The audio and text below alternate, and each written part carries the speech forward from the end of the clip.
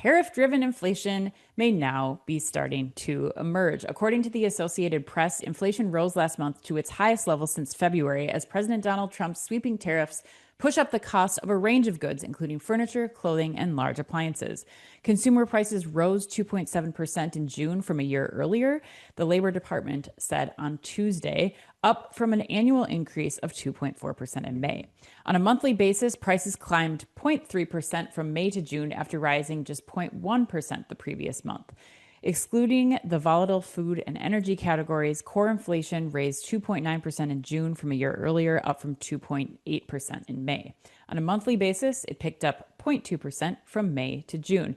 David, I hope you were keeping track of all those percentages as I was reading them.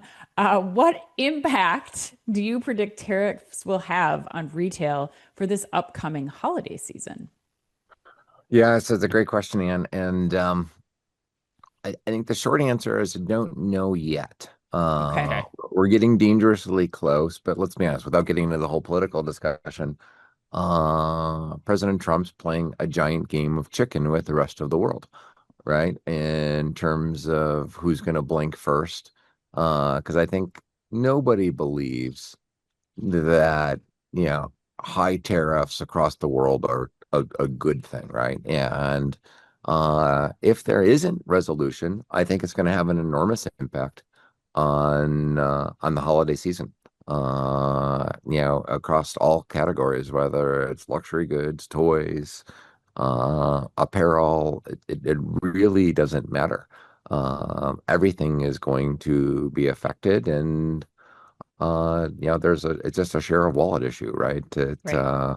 People have so much money to spend on holiday gifts and family excursions and everything along those lines. And I think you're going to see a rebalancing of how those dollars get spent to more experiential things as Right. opposed to less material things. If they still end up being, kind of 20, 30, 40% more expensive. Right. Uh, but we just nobody could tell you right now with any certainty what the tariffs are going to be when we get into the heart of the holiday season. Right. Uh, and anybody that says they can is either lying or hopelessly optimistic. Right. Or, and who knows what products will be on shelves. Chris, you were just talking about this in the last headline. Like we're already seeing out of stocks at Target and other places. What do you think, as a former merchant in particular, like what do you think we're going to see once we head into the holiday season as a result of this? Yeah, I agree with David. Like, we don't know what tariffs will be in place during the holiday season, but I do think there are some, things that we can potentially bet on. And everyone knows on this show knows I'm a betting man if you look at my Kentucky Derby track record. But I think if I was betting and looking at what's going to happen, I think there's two things I'm pretty confident about. I think one, I think this will be the least well stocked shelves are across all of retail that we've seen for a long time. And so Hmm. and so that then therefore means the proclivity we've seen for consumer spending to get pushed up into October by way of Prime Day, which kicks it off, is going to happen even more this year because people are going to need to get in there and get what they can when they can get it for those gifts and for the holidays. So those are the two things I would bet on. It's not going to be great stock position because people are probably waiting to decide where to place their bets, how much they're going to place. They just don't know yet. At least that's what I'm surmising. But you guys, the A&M group, can probably answer that better than I can. But yeah, I think you're going to see people trying to grab things as quickly as they can on deals early in the season too. Yeah, and I'm curious too, Chad, we'll go to you next, but I also wonder like the mass retailers that we're talking about, the Walmarts, the Targets, these guys are prepared or have the ability to be more agile when it comes to these types of things. I'm wondering what the small, medium-sized businesses are going to do because they cannot tolerate the constant fluctuation. And I think that also impacts, when it comes to gift giving and holiday times of year, are we in this sea of sameness where it's like your options are whatever Target and Walmart and Amazon still have left in stock, and that's what you're going to get. We had Chris and Sevilla on the show not too long ago talking about how it's the sea of sameness. We're going to see, all beige goods. We're not going to see the like highlight pop of color in apparel or accessories that used to be that intriguing and fun, more personal kind of gift. So I'm curious, Chad, like, what do you think shoppers are going to see? Are they going to go the way of what David's saying, where, they're just going to have to cross their fingers and hope that they can get the best thing possible? Or are there things that your clients or that other retailers and brands can be doing now to kind of help still give people that thing to shop for, that unique gift?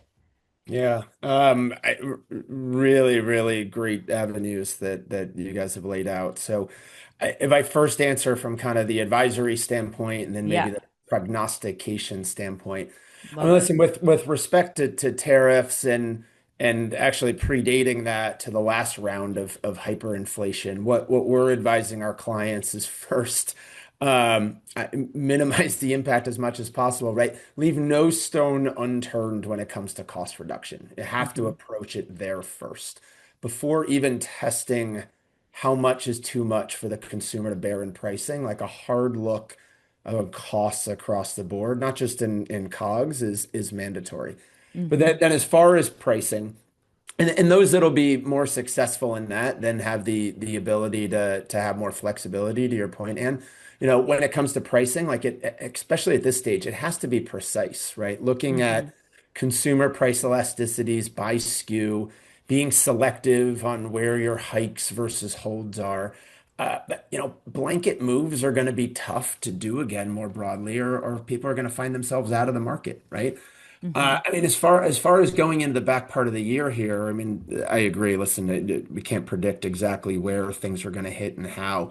I think we are going to continue to see upward movement in kind of the staples and essentials categories. So Okay. grocery, personal care, pet, and private labels not exempt from these. So I think we'll likely see them move together. And where you may see more holds, especially for holiday season here, is in your more traditional gift giving discretionary spend areas like apparel, and it'll be tough, but electronics, right? They're too important for the season. And I love what David said. We've already seen shifting last year toward experiences Right. versus goods on holiday gift giving. Um, but I also agree. I mean, I think it's important that where prices do rise, I expect significantly lower inventory positions for those items at holiday, right? I think Okay. retailers will be more content to sell out, than be left with tremendously expensive inventory piles. And so it'll be those that can manage the SKU balance with how they're able to optimize Yeah. cost Yeah. and pointed pricing actions relative to inventory for the season. And man, it's a tricky balance. Yeah, Well yeah. said. I don't. I'm. I don't miss being in those rooms making those decisions one bit right now, especially during with this climate.